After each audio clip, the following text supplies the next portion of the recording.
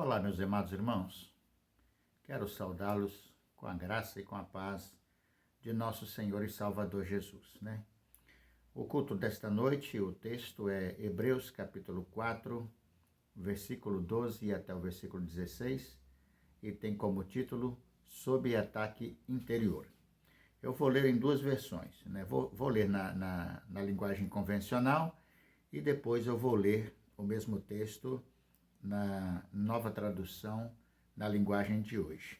E o texto sagrado diz assim: Porque a palavra de Deus é viva e eficaz, e mais cortante do que qualquer espada de dois gumes, e penetra até o ponto de dividir alma e espírito, juntas e medulas, e é apta para discernir os pensamentos e propósitos do coração. E não há criatura que não seja manifesta na sua presença. Pelo contrário, todas as coisas estão descobertas e patentes aos olhos daquele a quem temos de prestar contas. Tendo, pois, a Jesus, o Filho de Deus, como grande sumo sacerdote, que penetrou os céus, conservemos firmes a nossa confissão. Porque não temos sumo sacerdote que não possa compadecer-se das nossas fraquezas. Antes foi ele tentado em todas as coisas, à nossa semelhança, mas sem pecado. Acheguemo-nos, portanto, confiadamente junto ao trono da graça, a fim de recebermos misericórdia e acharmos graça para socorro em ocasião oportuna. O mesmo texto na nova tradução, linguagem de hoje. Pois a palavra de Deus é viva e poderosa e corta mais do que qualquer espada afiada dos dois lados. Ela vai até o lugar mais fundo da alma e do espírito, vai até o íntimo das pessoas e julga os desejos e pensamentos do coração delas. Não há nada que se possa esconder de Deus. Em toda a criação, tudo está descoberto e aberto diante dos seus olhos, e é a Ele que todos nós teremos de prestar contas. Portanto, fiquemos firmes na fé que anunciamos, pois temos um grande sacerdote poderoso, Jesus, o Filho de Deus, o qual entrou na própria presença de Deus. Nosso grande sacerdote não é como aqueles que não são capazes de compreender as nossas fraquezas. Pelo contrário, temos um grande sacerdote que foi tentado do mesmo modo que nós, mas não pecou. Por isso tenhamos confiança e cheguemos perto do trono divino, onde está a graça de Deus. Ali receberemos misericórdia e encontraremos graça sempre que precisarmos de ajuda. Que Deus nos abençoe, amados irmãos, na leitura e na compreensão e no entendimento do texto sagrado. Fiz umas anotações para a gente poder acompanhar aqui o raciocínio daquilo que nós acabamos de ler aqui, sobre o tema sob ataque interior. Aqui trata-se dos nossos pensamentos mais íntimos, daquilo que é muitas vezes segredo, às vezes segredo até para nós mesmos, dentro de nós. E que são coisas que vão na contramão daquilo que é da vontade de Deus para a nossa vida. Deus almeja que tenhamos uma vida santificada na presença dele. E nós até desejamos isto, mas às vezes nós não conseguimos alcançar esse propósito e este objetivo do Senhor. Esse texto também poderia ser chamado de a cura para a incredulidade. Poderíamos também dar esse título para esse momento da nossa reflexão, a cura para a incredulidade, Porque o texto ele apresenta uma fórmula para a pessoa deixar a incredulidade, e esta fórmula é a palavra de Deus, a Bíblia Sagrada. Então, à medida que alguém se aprofunda no conhecimento das Escrituras Sagradas, sob a orientação do Espírito Santo de Deus, a incredulidade é quebrada no seu coração. O verso 12, se refere à palavra, Pois a palavra de Deus é viva e poderosa e corta mais do que qualquer espada afiada dos dois lados. ela vai até o lugar mais fundo da alma e do espírito, vai até o íntimo das pessoas e julga os desejos e pensamentos do coração delas. Então, esta palavra aqui citada é a palavra de Deus, a Escritura Sagrada, né? A palavra revelada do Senhor. E quando diz que ela é viva e eficaz, significa que ela tem o poder de atingir as partes mais íntimas da nossa personalidade, ou da personalidade do indivíduo, né? E julgar os seus pensamentos mais secretos, né? A palavra de Deus tem essa eficácia, ela tem esse poder, ela tem esta capacidade, né, de julgar os nossos pensamentos mais íntimos, aquilo que está bem guardado no íntimo dos nossos corações.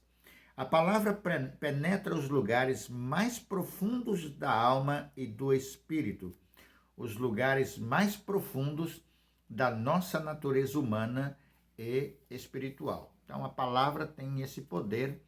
E quando meditamos na palavra de Deus e nos aprofundamos na palavra do Senhor, na meditação, então ela desperta em nós uma consciência do pecado que habita em nós e, ao mesmo tempo, proporciona a nós um desejo de viver uma vida sem pecado.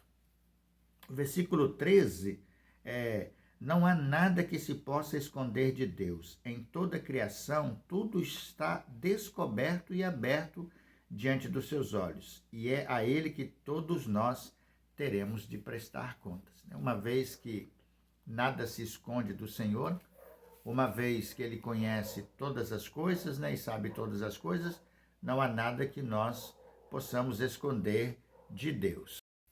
Nesse caso aqui, o termo prestar contas, irmãos, significa que haverá uma confrontação entre a nossa palavra e a palavra de Deus, né? Vai chegar o dia em que nós seremos confrontados com a palavra de Deus diante do Senhor, de tudo aquilo que nós dissemos, que nós falamos na nossa vida e aquilo que a palavra de Deus diz.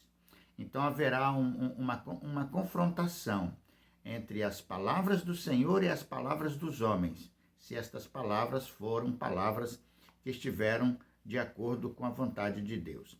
Se a nossa vida for conforme a palavra de Deus, então nossa palavra no dia do julgamento será também aceitável ao Senhor. Então haverá esse confronto, né, entre o que nós temos dito e aquilo que nós deveríamos dizer à luz das Escrituras Sagradas. Verso 14 e 15 diz: portanto, fiquemos firmes na fé que anunciamos, pois temos um grande sacerdote poderoso, Jesus, o Filho de Deus, o qual entrou na própria presença de Deus. O nosso grande sacerdote não é como aqueles que não são capazes de compreender as nossas fraquezas. Pelo contrário, temos um grande sacerdote que foi tentado do mesmo modo que nós, mas não pecou. O que nós temos aqui é que o texto sagrado diz que ele foi tentado. Quem é o nosso grande sacerdote? É Jesus Cristo. E o texto diz que ele foi tentado como nós somos tentados, mas ele não pecou. Então, esta frase não significa que Cristo tenha experimentado todas as tentações pelas quais o homem passa, mas que ele foi tentado em todas as áreas em que o homem é tentado, e com tentações específicas, né, que foram preparadas exclusivamente para ele.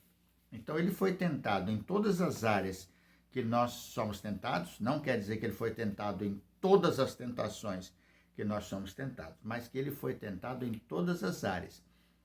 E também ele tem como característica específica de Jesus que ele foi tentado em tentações especificamente preparadas para ele. A gente pode citar, por exemplo, pelo menos 2 momentos, né?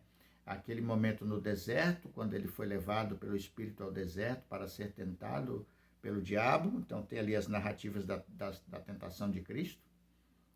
E também quando ele foi crucificado e a multidão clamava embaixo para que ele impedisse a sua morte, descesse da cruz e que não morresse naquela cruz, sendo que o plano original de Deus era que ele morresse na cruz.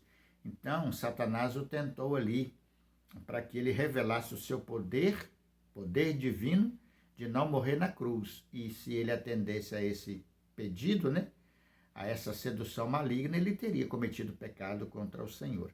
Então ele teve tentações específicas que não são dirigidas a nós, mas que foram dirigidas especificamente ao Senhor Jesus. Tal tentação só foi possível, né, por ele ter assumido a semelhança de carne pecaminosa, porém sem pecado, né? Lá em Romanos capítulo 8, versículo 3, fala sobre isso. Pois se não tivesse havido encarnação, Jesus não poderia ser tentado. O apóstolo Tiago, ele fala uma coisa muito interessante, irmãos, no capítulo 1, versículo 13, né? Tiago, capítulo 1, versículo 13. Ele diz assim: quando alguém for tentado, não diga, esta tentação vem de Deus, pois Deus não pode ser tentado pelo mal e ele mesmo não tenta ninguém. Significa que Deus, né, Deus não induz ninguém, ele não seduz ninguém para a prática do mal, né? Ser tentado aqui é seduzir alguém para praticar o mal. Então, não pense que Deus vai coagir alguém a fazer o mal, a praticar o mal. Então, esta atitude, este comportamento é uma obra do inimigo. Então, Deus a ninguém tenta, né? E também não pode ser tentado, né? E não deve ser tentado por quem quer que seja. Jesus não pecou porque ele não possuía natureza pecaminosa, como nós temos a natureza pecaminosa, né? Nós possuímos, ele não possuía, razão pela qual ele não pecou. E por ele ter vencido suas provas, hoje ele pode oferecer misericórdia e graça para nos ajudar em tempo de necessidade. Para nos ajudar em tempo de necessidade. Então ele se tornou o nosso Salvador, né? E por isso, né, a cura para a incredulidade é a palavra de Deus, porque a palavra de Deus nos leva até Jesus, nos apresenta Jesus, e Jesus derrotou o pecado, e Jesus derrotou a morte, e todo aquele que crê que Jesus Cristo derrotou o pecado e a morte, deixa de ser incrédulo, né? Ele é tocado pelo Espírito Santo de Deus para se render a Jesus e se converter a Jesus, reconhecendo que ele é Deus, né? Ele é soberano, ele é o Senhor, ele é o Salvador de todo aquele que nele crê. Então, como ele não possuía natureza pecaminosa, ele não pecou. E como ele morreu na cruz e ressuscitou dos mortos, então ele se tornou o nosso grande sacerdote, né? O que na tradição chama de sumo sacerdote. E é por esta razão que ele pode oferecer misericórdia e graça para todos nós. Porque se nós passamos por tribulações, sofrimentos durante a tentação, ele sabe exatamente o que está se passando conosco. Ele compreende muito bem a nossa situação. O versículo 16, né, de Hebreus 4, fala o seguinte: por isso tenhamos confiança e cheguemos perto do trono divino, onde está a graça de Deus. Ali receberemos misericórdia e encontraremos graça sempre que precisarmos de ajuda, né? Então, o que quer dizer assim? O que quer dizer isso? Que a graça de Deus ela é concedida em ocasião oportuna, quando precisamos, nunca antes, nunca antes. Sempre que alguém precisar da misericórdia de Deus e da graça de Deus, ele vai ter. Sempre. O cristão sempre vai ter. Mas nós nunca vamos receber misericórdia quando nós não precisarmos de misericórdia.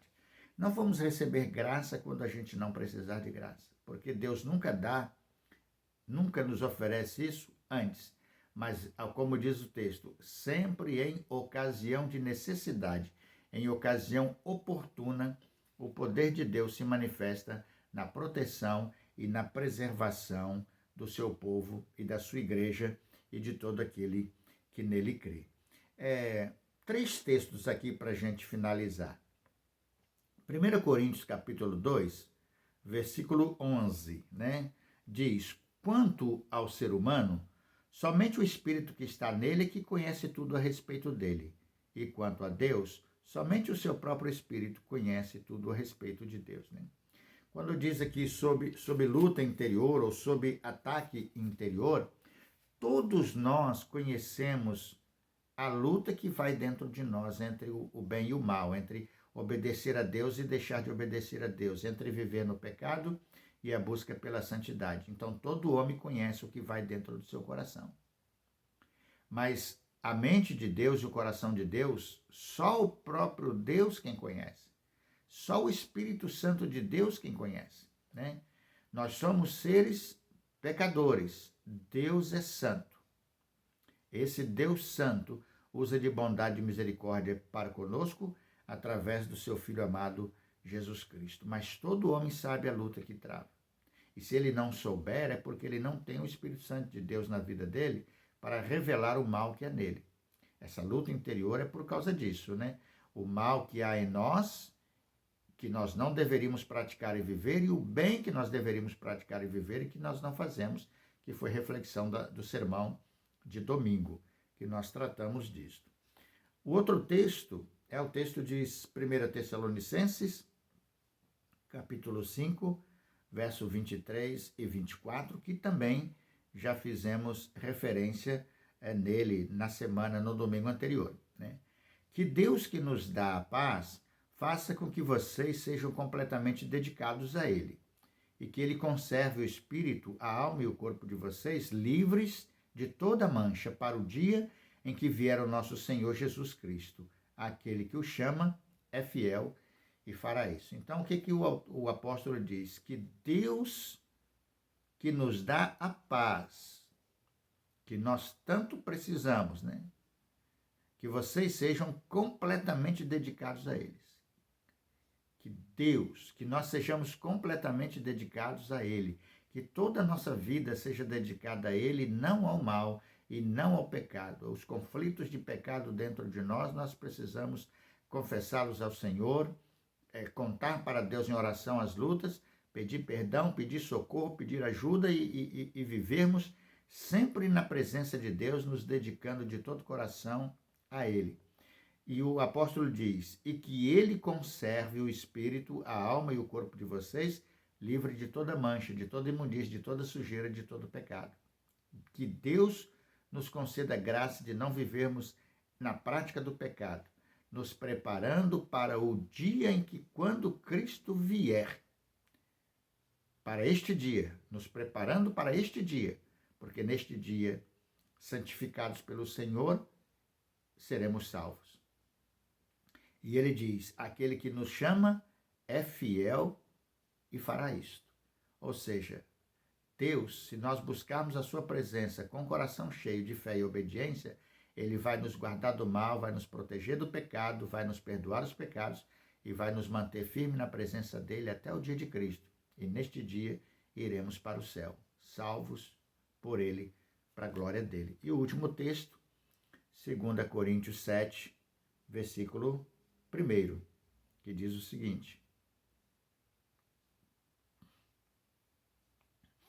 meus queridos amigos, todas essas promessas são para nós. Por isso, purifiquemos a nós mesmos de tudo que torna impuro o nosso corpo e a nossa alma. E, temendo a Deus, vivamos uma vida completamente dedicada a Ele. Nós somos convocados, irmãos, a vivermos uma vida santa e piedosa diante do Senhor, sob a direção e os cuidados do seu Santo Espírito. E aquela luta interior que o pecado proporciona, a vitória será sempre do Senhor Jesus em nós.